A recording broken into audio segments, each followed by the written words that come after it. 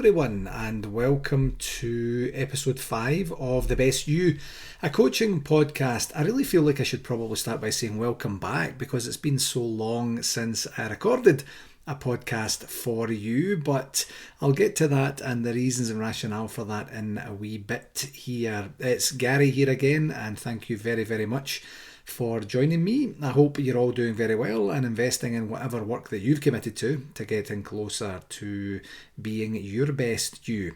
So I'd like to start, and actually this is the second pod in a row that I'm starting like this, but with a wee bit of an explanation as to why I haven't been chatting to you like this for quite a wee while. On the last pod, the rationale, you might remember, was that I got busy with all the fun and organisation hilarity of the North American Rangers Supporters Association convention, the NARSA convention in Toronto. If you don't know what any of that means, go and check out the previous podcast, episode 4, and you'll have a wee bit of an explanation there of what that is. And what I can tell you after that, that was around about mid-June-ish or thereabouts, I was on the hunt for a new day job role. I'm a project manager to trade, and that's what happened. I did give a wee bit of a sneak peek about what was happening on the last pod without getting into too many details, as to be really honest, I didn't have many details at the time. And I'm going to, on this episode, walk and talk you through what happened and what I've been up to in the What Have I Been Up To segment of the pod. But suffice to say that it has been an absolute action-packed, jam-packed, very busy and poignant, life-changing period of my life. And I'm really happy actually, having lived through it with as much awareness and presence as I did. And I'm equally happy to be at the other side of it, talking to you about where things are at right now and what's coming next. It has been quite the journey, and just to be very clear up front, it's all been good. It's all been very good. There's been no bad stuff at all in there, no health issues or concerns or anything like that. But what I can tell you is that now the blogs and the pods and whatever other material I might put out there are going to be core to what I'm doing. So as a result of that, they're going to be a lot more frequent. I did try and commit just before I ended up taking that little bit of a breather there to 2 pods and 2 blogs a month, and I'm going to give that a go. I'm going to certainly start with that anyway over the next wee while, and we'll see where it goes. And just for a wee bit of understanding of the context, on the NARSA, I do a weekly update, which is for Glasgow Rangers Football Club, and I do a weekly update every Monday. And this next wee while here, we're coming up to our 150th show. That's 151 weeks to get to 150 shows. I do it religiously. I do it without fail. I only missed one Monday, and that was last year, and that was actually for my dad's funeral. So I think I get a bit of a pass for that. But I want to be as dedicated to the Best You coaching podcast as I am to the NARSA podcast, and it's just a matter of building up that habit and getting organised on that. So that's definitely what the plan is. Okay, in this show we're going to follow through the content that was provided in blog number 6 that you can find on the website, and that's 5 tips to communicate better, where I discussed the somewhat complex world of communication that surrounds us in every facet of our life. And I really enjoyed writing this one, and I do look forward to sharing some more information here that didn't make its way into the blog, and I'll explain a wee bit more about the rationale behind the topic selection and the rationale of kind of why now is an important time to consider the content discussed when I get to that part. So in terms of what you can expect to enjoy in this episode, this is typically where I'd say I'll provide a quick overview of what I've been up to, which is essentially what I've been experiencing and learning since we last chatted.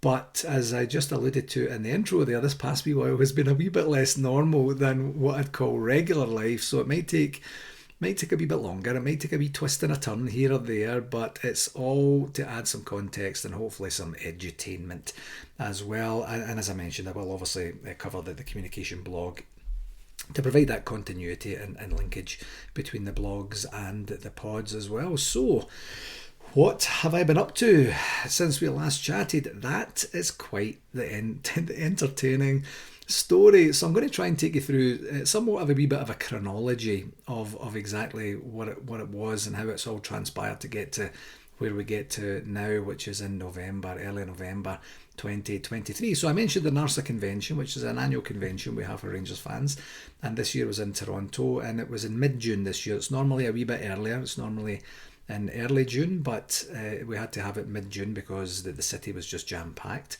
in the early part of the month. And so then I came back around about mid-June. My original contract that I had from a project management perspective with my then employer was up at the 30th of June, but I had no fears it wasn't going to be renewed or anything. It was just, we were right in the midst of a very large and very important project, and we also, could project into the future, and there was tons and tons of work to happen. So it worked out that I just assumed that I was going to get, an extra 6 months, an extra 12 months or something like that. But then inside the organisation, they ran some sort of report that said this fellow's a contractor, he's been here for too long, it's too much of a liability on him as an entity and on us as an organisation for potential tax implications or something, things that I don't really understand, to be honest. But just to provide a wee bit of context, what I was hoping to essentially do what I'm doing right now full time in January 2025. I was hoping to just be a project manager between now and December 2024, and then just build up a client base, build up, my offers and my understanding of how I'm going to help serve and impact people, and then I would be in a better position to do this full time. That's not what kind of transpired, and that's what happens. Plans change, assumptions turn out not to be true, and you get to a situation where you have to pivot, you have to do something else that's maybe just not within the purview of what originally you were thinking you were going to do. So that then ultimately led to me searching for another project management contract, and I'm lucky that I do have a lot of contacts in the industry from with an employer perspective and a recruitment perspective, and I started to meet with some of the recruiters. I was met with enthusiasm and positivity as to the possibilities of where I might end up at the end of my contract. I should probably go back. What we eventually negotiated was that I would have a 4-month extension. I would get to go to the end of October, actually to Halloween of 2023, and then I would be in a position to go do something else. So meeting with the recruiters, it's going well. It's at the stage where they're saying, right, just send us your updated CV, your resume, and then we'll take it from there. And just at that point, I kind of used the opportunity to just take a bit of a pause and think about what I truly wanted to do.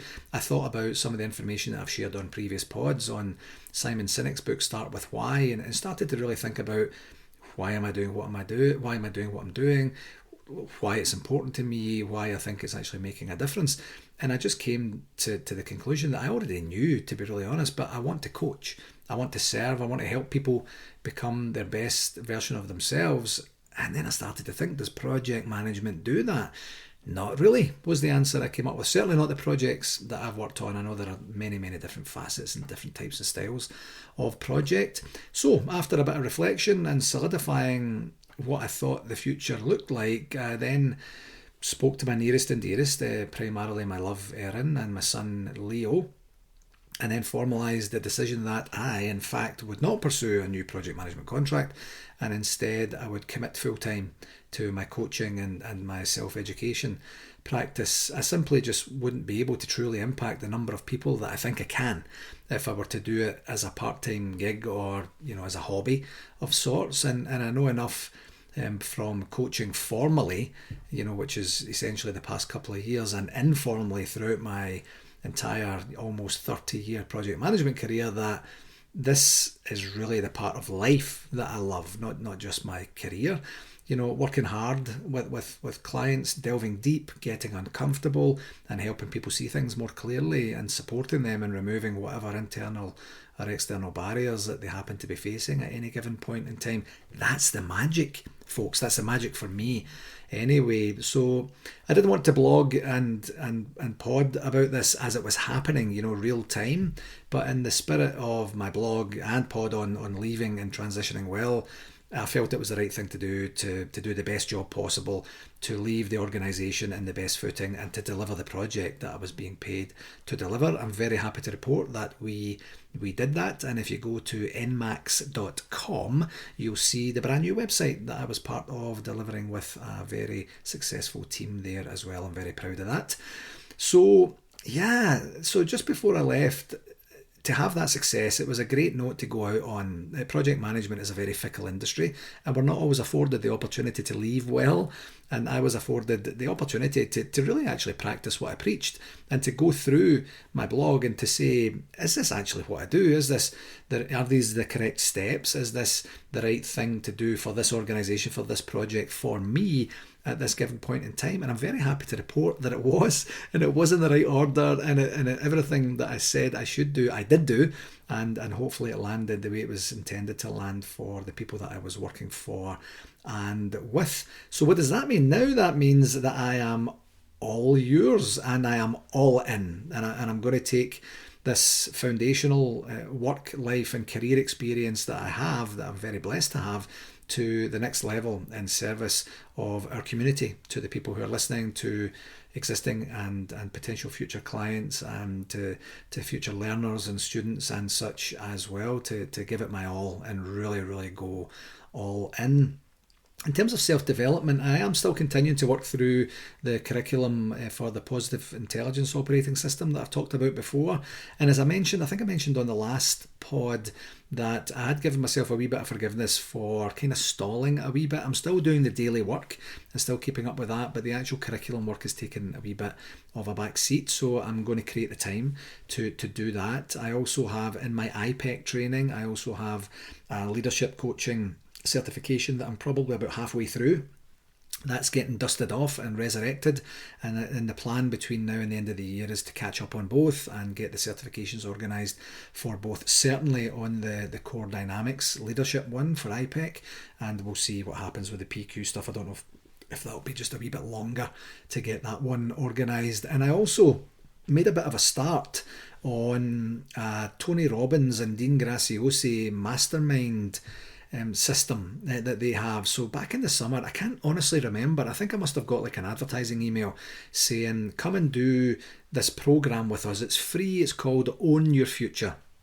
It's spread over 5 days, 2 or 3 hours a day. Come and be with us. And I thought, man, you know, I'll maybe do that. So I then looked at the videos. I didn't look at them live because I was working. I have a day job, or I had a day job, I guess I should say.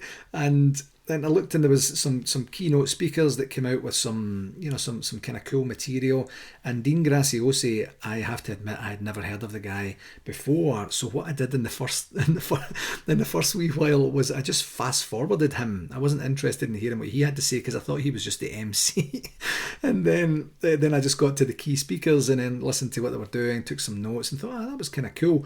And then at one point, I can't remember what I was doing. Maybe I was sitting studying, or maybe I was even in the bath or something. I can't remember. Anyway, I started to listen to Dean, and then it made me realise that Dean is actually the main person. He's the glue that holds it all together, and the stuff that he was doing in the segments in between each of the speakers was gold dust. So it started to really pique my interest. And so then after that, they then offered an 8-week program that they called Launchpad, which included weekly coaching, and then there was a main event. I think that was, when was that now? Early October, I think it was, maybe late September, early October. There was a main event called Launchpad, but it was a kind of build up to that. So each of the coaching sessions each week on a Wednesday were just kind of gearing up towards that, providing you a little snippet of information and just basically how to get yourself, I mean, it's called Launchpad for a reason, how to launch yourself into your new life, into what offerings you're trying to do, what communities you're trying to serve, and how you would actually go about packaging that, how you'd go about marketing that, how you'd go about getting that out there, how you'd go about, communicating that to the world and your, as I say, your target community as well.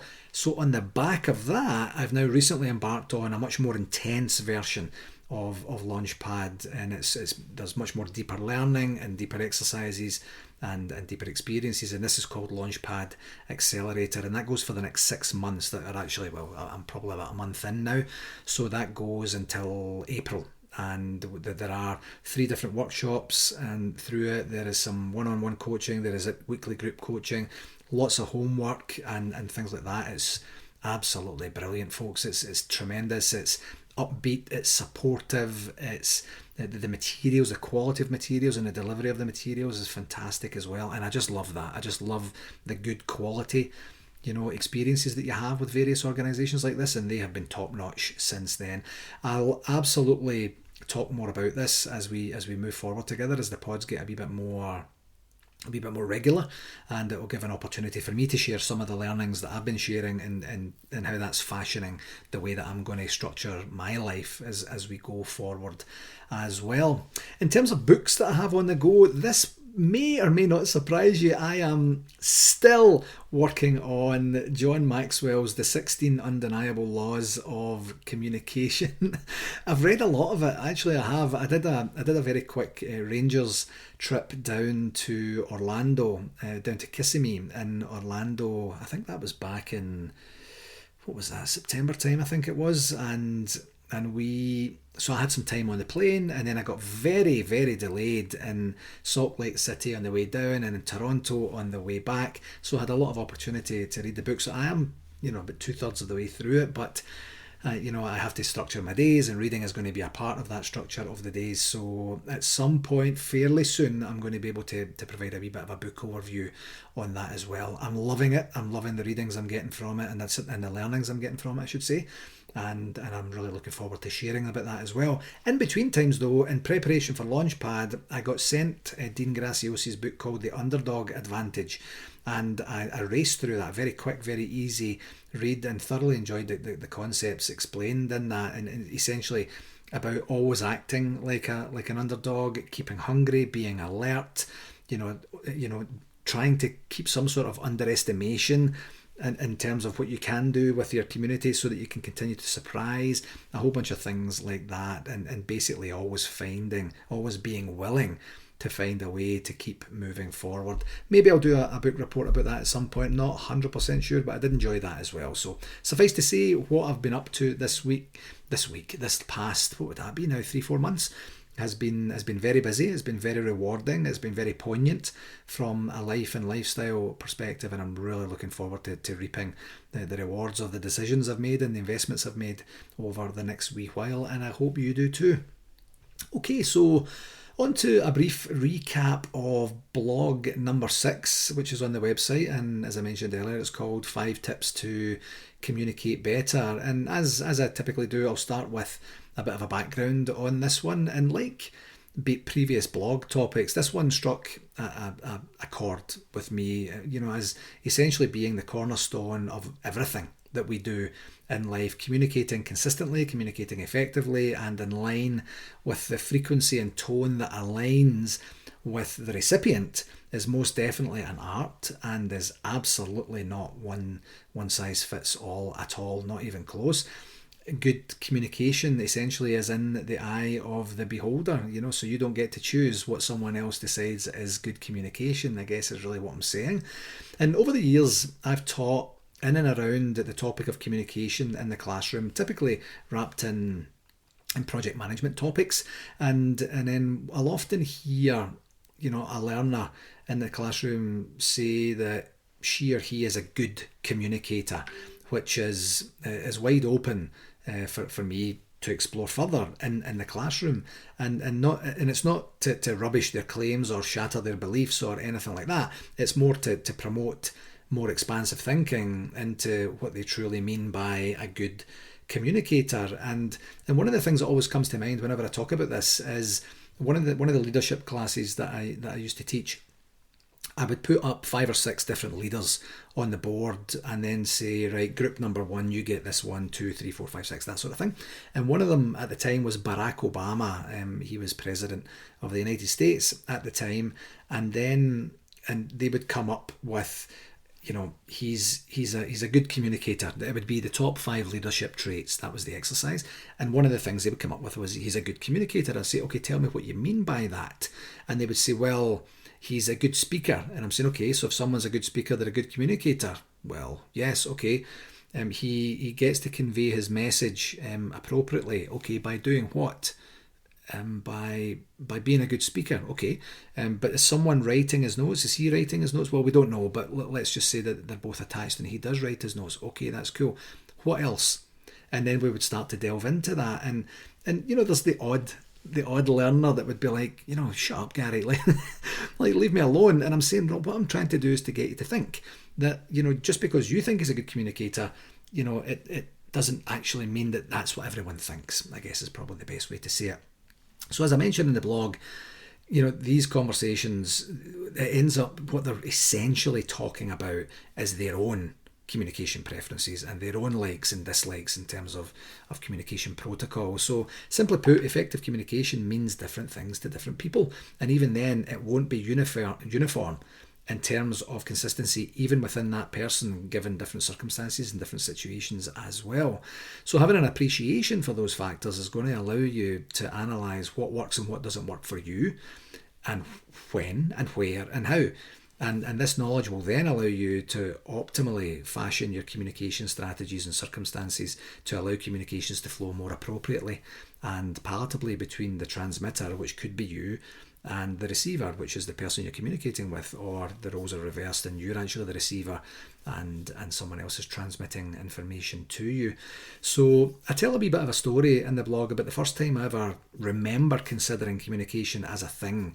And it was way back in the day when I was in primary school, as we call it back home in Scotland, and I was late, as per usual, with a homework assignment, and I was really, for some reason I was compelled to do it. Homework assignments weren't really my jam, so I wouldn't be overly bothered if I didn't get to them, to be honest. School wasn't really part of my strategy as a kid, and I don't say that in a boastful way at all. It's just the way that things worked out. But then I saw this old replica phone in my mum and dad's living room, and then started to think, I can do it on communication. I had that kind of eureka moment where I'm thinking, this is actually going to be quite a good topic. It's quite easy to write about.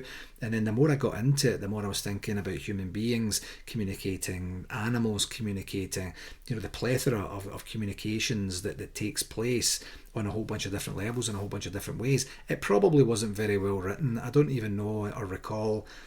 I'm assuming I handed it in. I wouldn't have worked on it if I wasn't going to hand it in, and I don't know how it was received. If I got a great mark for it, I'm fairly sure I would have remembered that and been able to talk about it right now. So the fact that I can't remember whether I got a good mark or not, I think probably tells you enough you need to know about the quality of the submission. But it was something that just made me start to think, I think, which was good, and it was unprompted. It was on my own. It was under a wee bit of duress, to be really honest, and I did enjoy it. I did enjoy doing it.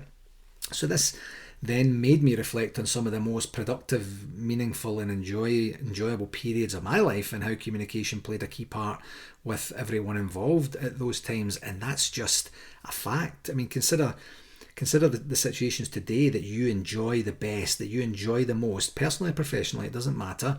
And now consider the situations today that you find the most challenging, and think about why that is. I'll bet that communications plays a key part in either the ease and flow for the enjoyable parts, or the difficulties that you face for the more challenging circumstances. And I then challenge you to spend a bit of time thinking about how you can help with, exacerbating the good and reducing or eliminating the communication situations that don't serve you in the moments as well.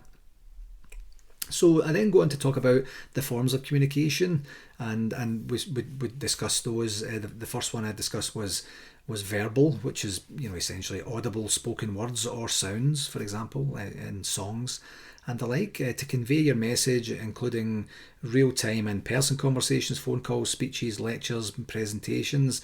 And like you're listening to right now, verbal communication can also include a recorded after-the-fact, on-demand access to either recordings or videos or podcasts and such.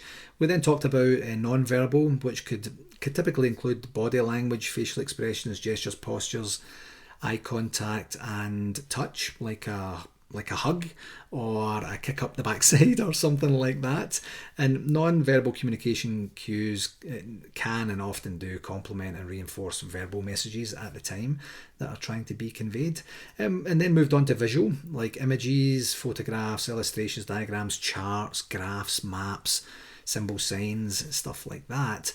And as I mentioned in the blog, this can be particularly effective in situations where there are language barriers, for whatever reason do exist. So for example, like if you're looking for directions from someone in a foreign land and you have a map in your hand, you can point to the map and say, this is where I want to go, how far am I away from there? Or for when complex data needs to be simplified, where for example a chart or a graph or something could summarise more mundane information there as well. And then talk about written forms of communication, like letters. Remember letters, memos. Remember those.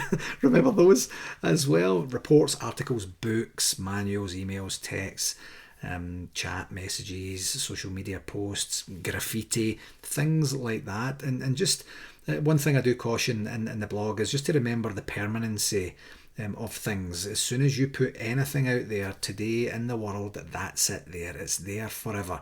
So in 10 years' time, you may have to defend something that you're saying right now. So just be careful and make sure that what you're saying is exactly what you want to say in the way that you want to say it, especially in writing. And then we're going to talk about electronic, and this part was more talking about connectivity and information exchange, such as video conferencing and collaboration platforms where you would maybe store documentation and be able to work collaboratively within them, like SharePoint or Google Classroom or stuff like that. Then interpersonal communication, and in here I was more referring to communication between individuals to share thoughts, feelings and information through whatever means that you use. Like, have you ever gone to a talk or listened to a pod like this, or any other pod for that matter, where you felt like the speaker was speaking directly to you? Even when you know that you're in a room with 500 other people, like if you're physically in the room, or if you're the 27,000th person to download that particular podcast or whatnot, but that you feel that they're directly speaking to you in terms of their delivery, in terms of the content, in terms of the tone and the speed and such. That's what I'm striving for, and hopefully that approach resonates with some who are listening today as well. And then the last thing we really talk about is mass communications, the one-to-many transmission of messages to large audiences through a variety of media channels, TV, cinema, radio, newspapers, magazines, etc., stuff like that. So there are many forms of communication, and they can and they do regularly intersect. So for example, you could talk to someone on the phone and then you agree something, and then they'll confirm that afterwards they're going to email that information to you, which then makes its way onto a graph in a presentation that's discussed as part of a keynote speech that's afterwards posted online for hundreds of thousands of people to download and print and use at their leisure. You see where I'm going with this? Like, it's all intertwined, and it can all be very complex especially if you don't have a proper plan for how to manage that. So why is communication so difficult? Just the example that I provided there can give you so many points of potential failure if they're not managed, if they're not planned for and managed carefully and correctly through the entire process. Some of the things I mentioned in the blog was misinterpretation. You just missed the mark. The way the information was interpreted by the recipient, you used unclear or confusing information or data. You used an inappropriate media, people were misreading or mishearing. There may have been something wrong with the actual audio equipment or something like that. There's some personal biases or assumptions, either from you or the recipient. There might be language barriers, cultural background differences, or just different perspectives and different values associated with the communication. Also, noise and distractions. You can have like physical external noise in terms of loud environments, poor audio quality, as I just mentioned, some visual distractions, something's happening outside the window, or someone's moving around the room or something like that. And then more internal noises and distractions could be your personal biases, your assumptions, your belief systems, your own limiting beliefs, your emotional state at that time. Both for the sender and the receiver, by the way. And then you could just be distracted. You're trying to listen, you're trying to absorb the information, but you're multitasking, and other things are just taking your focus and getting in the way. The next thing I talked about was lack of clarity. Vague, ambiguous, poorly structured or inappropriately delivered, you're using too many acronyms, you're using industry jargon, technical terms that only a select few would understand, complex language, trying to make yourself sound and look a lot smarter than you need to be to try and get your message across. The next one was emotional barriers. Any strong emotion, and it could be at any end of the emotional spectrum, from something that's absolutely lights you up, that makes you elated, over to something that's absolutely devastating as well. Either of them or anything in between could impact how the communication lands. And then some cultural and language differences. I have talked about this a couple of times. We do live in a global world now, and we do need to adapt. And I think it's incumbent upon everyone. It's not someone has to adapt to your style and you don't have to necessarily adapt to their style. There has to be some sort of camaraderie, some sort of community, and some sort of coming together for that as well.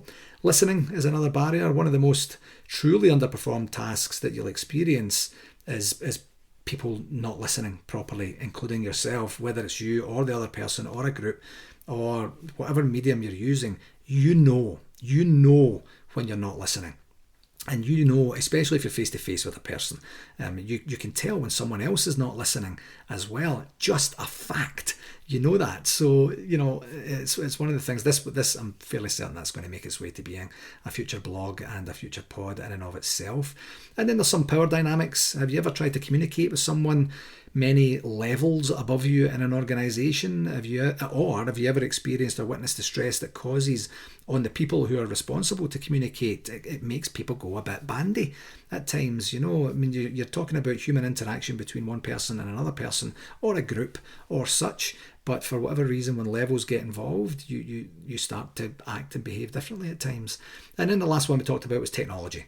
The personal distraction devices is a phrase I heard for smartphones recently, and I love it. I think that's so true. A personal distraction device, and it just essentially, we're talking there about letting technology rule you instead of using the technology to enable you to be a better version of you. That's really essentially what we're saying there. So as you can tell, barriers exist everywhere and they aren't difficult to find.